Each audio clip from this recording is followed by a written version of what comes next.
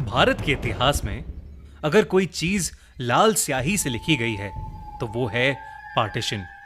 हमने न जाने पार्टीशन से जुड़ी कितनी भयानक कहानियां सुनी हैं कि कैसे एक बंटवारे ने कितनों से उनके परिवार और घर छीन लिए। ये कहानी 13 साल के अरुण की है। अरुण के दादाजी का हाल ही में देहांत हुआ था। अरुण के दादाजी का घर अंबाला के पास एक गांव खारू खेरा में था।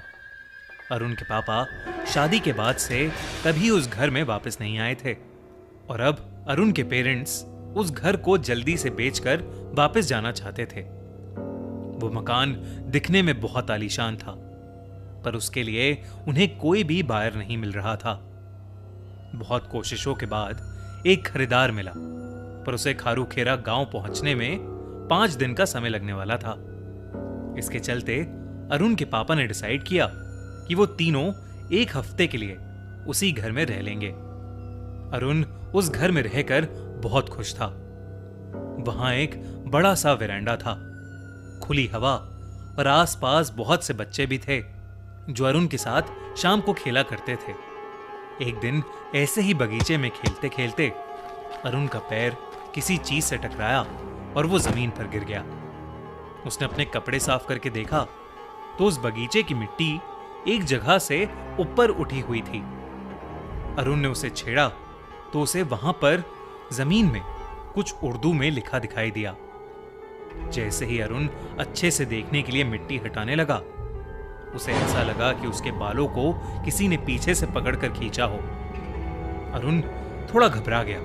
उसने इधर उधर देखा तो वहां कोई भी नहीं दिखा। वो उसे अपना वहम समझकर फिर से मिट्टी साफ करने लगा और उसने देखा कि उर्दू के नीचे इंग्लिश में भी कुछ लिखा हुआ था। ध्यान से देखने पर उसे समझ आया कि वहां इस्माइल खान लिखा था। अरुण ने उस नाम को जैसे ही बोलकर पढ़ा, उसके सर के बालों को किसी ने जोर से पकड़ लिया और उन्हीं बालों से उसे ऊपर उठा लिया। अरुण दर्द से करहाने लगा। उसने देखा कि उसके पैर अब हवा में थे और उसे अपने आसपास कोई भी दिखाई नहीं दे रहा था। अरुण जोर जोर से रोने लगा और तभी उसके बालों से पकड़ हटी और वो नीचे गिर गया। अरुण रोता रोता घर के अंदर चला गया और चुपचाप जाकर अपने कमरे में सो गया। उसने किसी से कुछ नहीं कहा। अगली सुबह 15 अगस्त थी। हवा में ही देशभक्ति थी। मोहल्ले के सभी बच्चे हाथ में तिरंगा लिए गली गली घूम रहे थे। अरुण भी उनके साथ ही घुल मिल गया। वो अपने साथ हुए हादसे को बिल्कुल भूल ही गया था। शाम तक बाहर घूमने के बाद अरुण थक कर घर वापस लौटा। तब उसने देखा कि एक पतंग उसके घर के बगीचे में लगे एक पेड़ पर अटक गई थी।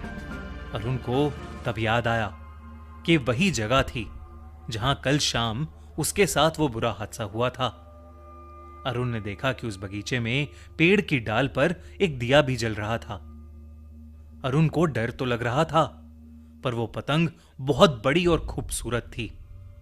उससे रहा नहीं गया और वो उस पतंग की डोर से उसे खींचने लगा। खींचते खींचते वो पतंग की डोर डाल पर रखे दिए से टकरा गई और वो दिया जमीन पर गिरकर बुझ गया। उस दिए के बुझते ही अरुण के कानों में दर्द से भरी चीखों की आवाजें आने लगीं। अरुण ने अपने कान बंद कर लिए, पर फिर भी वो आवाजें कम नहीं हुई। अरुण ने देखा कि कल जहां इस्माइल खान के नाम का पत्थर जमीन में दबा था, वो जमीन अब धीरे धीरे धंसने लगी थी और वो पत्थर जमीन के अंदर जाने लगा था। अरुण डरा सहमा उस पत्थर के पास गया तो उसने देखा कि असल में वहां पर एक पुराना कुआं था। अरुण वहां खड़ा होकर उसे देख ही रहा था कि अचानक उसका पैर फिसल गया और वो उस कुएं में जा गिरा। पानी के गिरने की तेज आवाज सुनकर अरुण के पापा बाहर बगीचे में आए और उन्होंने जो देखा उस पर वो खुद ही विश्वास नहीं कर पाए। उन्होंने देखा कि कुएं के किनारे एक आदमी सर पर टोपी पहने खड़ा था। उसके पूरे शरीर पर गहरे घाव थे और उसकी गर्दन पर एक बहुत गहरा कट लगा हुआ था। वो किसी भयानक भूत से कम नहीं लग रहा था। वो अरुण के पापा को गुस्से से कहने लगा, मैं यहां से कभी नहीं जाऊंगा।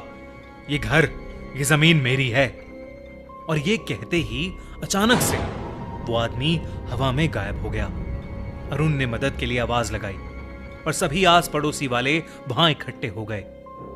एक बूढ़ा आदमी वहां एक दिया लेकर खड़ा हो गया और बाकी सब ने मिलकर अरुण को उस कुएं से बाहर निकाल लिया। बाहर निकलकर अरुण ने जो बताया उससे सबके रोंगटे खड़े हो गए। उसने कहा कि जब वो कुएं में था तो उसे एक मुस्लिम आदमी के मरने के विजन्स दिखाई दिए। उसने कहा कि दंगों में बुरी तरह घायल होने से उस आदमी की मौत हो गई थी। तभी वो बूढ़ा आदमी जो कुएं के पास हाथ में दिया पकड़े खड़ा हुआ था, वो कुछ बोलने लगा।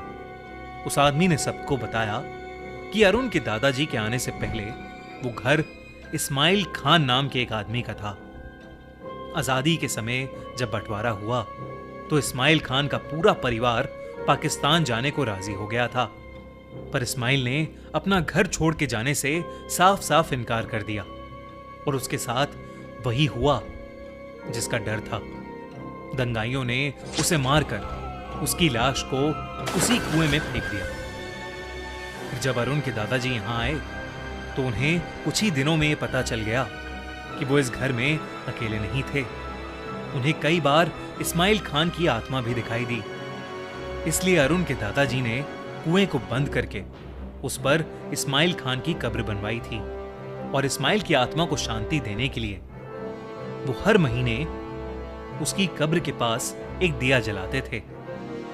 आज उस दिए के बुझने की वजह से इस्माइल की आत्मा शायद गुस्से में आ गई थी और इसी वजह से वो सब कुछ हुआ। अरुण का परिवार ये सब सुनकर दंग रह गया था। उन्होंने हाथ जोड़कर इस्माइल की आत्मा की शांति मांगी।